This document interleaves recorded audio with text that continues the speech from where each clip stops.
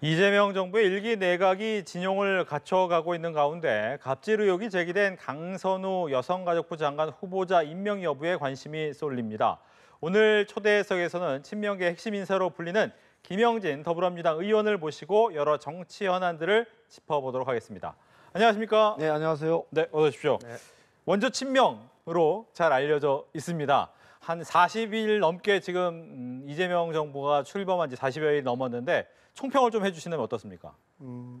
사실은 보궐선거로 시작을 했고 인수위 없이 출범한 정부의 상황에서는 대단히 순항하고 있다 이런 생각이 듭니다. 그 인수 기간이 없었기 때문에 인사, 정책 이런 부분들을 준비하는데 쉽지 않은 상황인데 네. 초창기에 이 준비와 여러 가지 방향에 대해서 잘 준비하고 있고 그에 따라서 차질 없이 진행하고 있다. 국민들에게 정권 교체를 통해서 메시지를 드렸는데 회복과 성장의 새로운 대한민국을 만들겠다라고 하는 상이었는데 그 상들을 잘 만들어 가고 있다. 그렇게 보고 있습니다. 네, 이재명 대통령에게도 직원과 쓴소리를 아끼지 않는다라는 평가가 있으신데 혹시 만약 이 40여일 동안 잘 순항하고 있지만 쓴소리를 하나 한다면 어떤 게 있을까요? 지금은 새로운 정부의 그 방향과 속도라고 하는 측면 그리고 뭐 지금은 사실 초창기의 인사의 기간이기 때문에 특별하게 문제점은 드러나고 있지 않다. 그래서 순항을 잘 하고 있고 국민의 목소리에 귀 기울이고 그다음에 여야 간의 협치를 통해서 같이 좀 뭘 만들어 보자. 이 위기를 극복해 보자. 큰 흐름들을 잘 만들고 있고 대외적인 관계에서도 뭐 대미 관계, 대일 관계 또 다른 나라의 관계 속에서도 잘 준비해 나가는 그런 과정이라 지금 크게 흠잡을 것은 없고 조금 더 이제 성과를 내야 되는 이런 게 있기 때문에 네. 첫 출발을 잘 했으니까 중간 이 결과를 잘 내는 그런 점검들이 좀 필요하다 그런 생각이 듭니다. 예, 이제 일기 내각의 진용이 어느 정도 갖춰지고 있습니다. 특히 논란이 된 후보자가 이제 강선우 여가부 장관 후보자인데 이제 과거에 보좌진 출신이시다 보니까 이 보좌진 갑질에 대해서 또 쓴소리도 한번 하시더라고요. 하지만 또 일단은 재송보 요구를 한 걸 보면 가는 것 같은 분위기는 좀 맞는 것 같은데 어떻게 좀 보고 계신지 이 사태를. 그렇죠. 강선우 여가부 후보자에 관련해서는 네. 인사청문회 기간에서도 문제 제기를 했고 또 여러 가지 그 관련한 의견들이 있었는데 최종적으로는 대통령실에서 여가부 장관의 역할을 수행하는데 역할을 맡기자 이런 큰 방향이 결정됐기 때문에 오늘 재정부 요청을 했던 것 같아요. 네. 그리고 여러 가지 그동안 의원을 하면서 나타났던 그런 문제에 관해서 강선우 후보자가 조금 더 솔직하고 분명하게 사과를 하면서 또 여가부 장관으로서의 역할들을 제대로 해 나가는 것이 이제 필요한 상황이 되지 않았나 이런 생각이 듭니다. 저는 여러 가지 문제점이 있음에도 불구하고 이준숙 후보자는 지명 철회로 정리를 했고 강선우 후보자는 역할을 맡겨서 가자라고 하는 큰 정치적인 판단과 결정을 했다. 그렇기 때문에 인사권자가 가지고 있는 여러 가지 부분들에서 최종 결정된 사안이라 존중하고 결과로서 저는 책임을 져야 되는 상황이 아닌가 그렇게 보고 있습니다. 예. 근데 이제 우상호 수석 같은 경우에는 이 부분에 대해서 이렇게 얘기를 했잖아요. 여당의 지도부의 의견을 좀 많이 반영했다라고 얘기를 하셨단 말이에요. 어떤 의견이 있었을까요?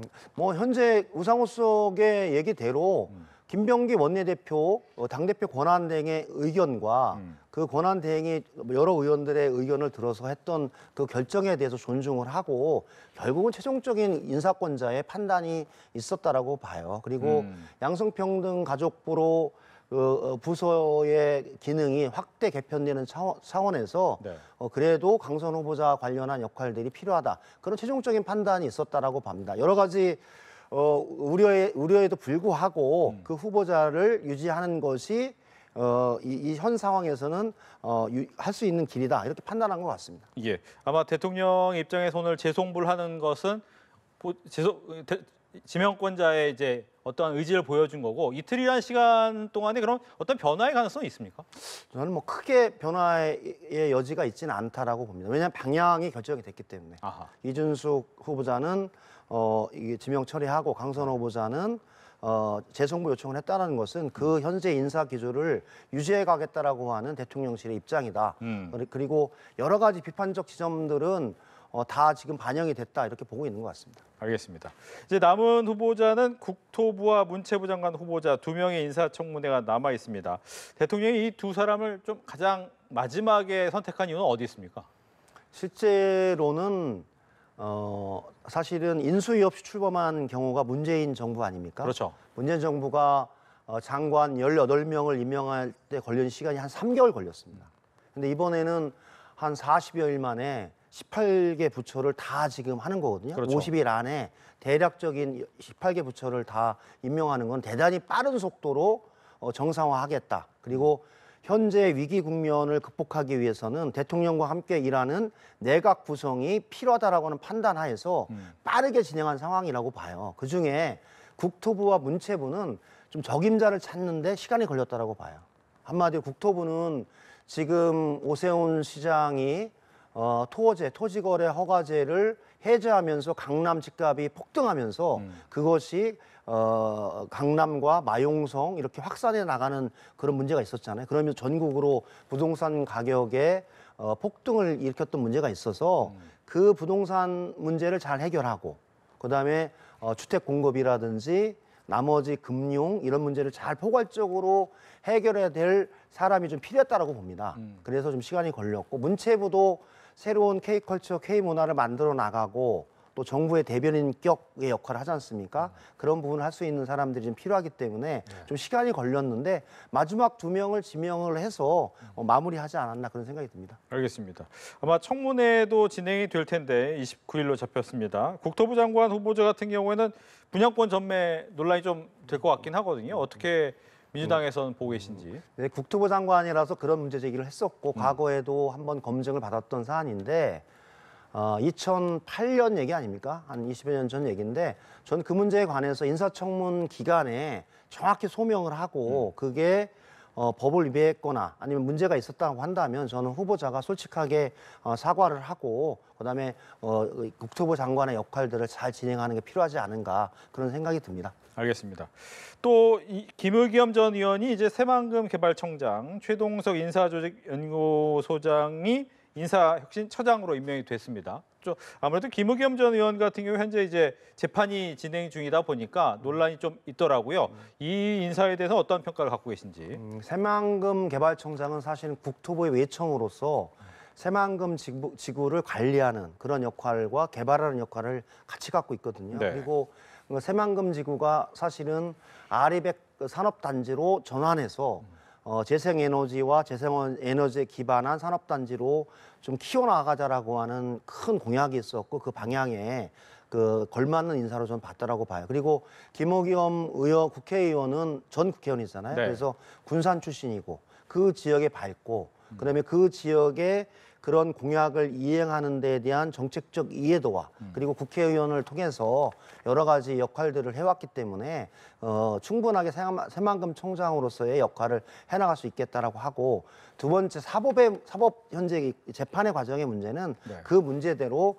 잘 해결해 나가면 될 것 같다 그런 판단이 좀 있었던 것 같아요. 그래서 저는 그런 군산 출신이라고 하는 새만금청이 있는 곳이라고 하는 그 지역적인 특성과 또 김의겸 후보자의 과거 국회의원의 경력 그런 부분들을 종합적으로 보면서 임명하지 않았나라는 생각이 듭니다. 예. 보면 이제 이번 인사에 보면 이제 실용을 위주로 한 인사도 꽤 있었고 통합의 의견을 들은 부분도 꽤 있었습니다. 특히나 이제 보수계 인사 추천을 받았다고 임명한 강준욱 국민통합비서관 같은 경우에는 과거 이제 서적 본인이 쓴 책과 여러 논란이 있어서 오늘 자진 사퇴를 했단 말이에요. 이 부분은 어떻게 보셨는지?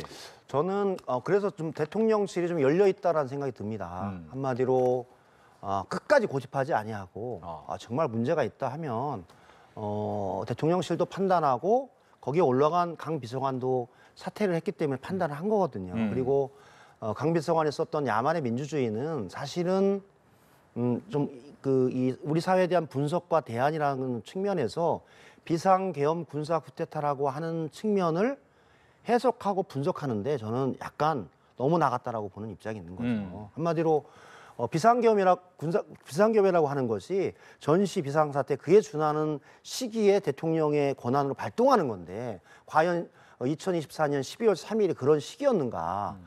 제가 보기엔 모든 사람이 아니라고 한 상황을 발동했던 윤석열 대통령의 책임이 분명한데 그 책임의 문제를 야당이나 여기에 전가하는 형태로 한다든지 어쩔 수 없는 선택이었다라고 이렇게 그 미화하는 것 자체는 저는 역사적 사실을 왜곡하고 국민이 가지고 있는 보편 상식적인 문제를 벗어났기 때문에 혁신통합수석실에 국민통합비서관으로 역할을 하기에는 저는 좀 부족한 게 아니었나 그런 판단이 좀 있었고 다양한 추천은 받았다라고 봐요. 네. 보수 인사한테 추천을 받은 거니까. 근데 그 속에서 나오는 여러 문제점이 있었다면 또 진퇴를 또 결정하는 것도 필요한 시기였는데 그에 맞게끔 결정했다 그런 생각이 듭니다. 예. 즉 이렇게 앞으로도 이제 보수계 인사를 영입하는 부분은 자주 있을까요? 어떨까요? 저는 이재명 대통령이 뭐 대통령 선거 기간에도 누차 얘기했지만 인사를 씀에 있어서 우리 정부를 구성함에 있어서 보수 진보를 가리지 않고 동서를 가리지 않고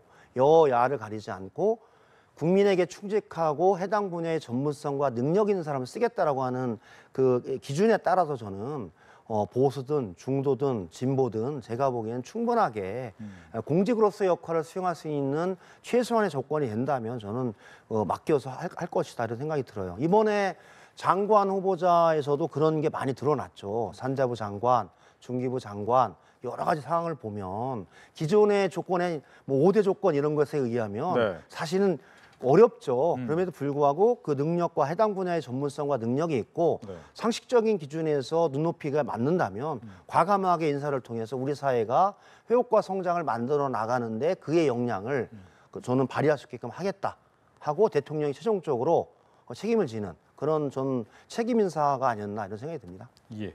지금 여당의 지도부를 뽑기 위한 전당대회가 이제 반환점을 돌고 있는데 당초에는 이제 박빙일 것이다 예상이 좀 있었잖아요. 그런데 정청래 후보가 조금은 압도적으로 앞서 나가는 분위기예요. 물론 8월 2일 날 한 번에 끝나는 원샷이 남긴 했지만 분위기가 어떤 겁니까?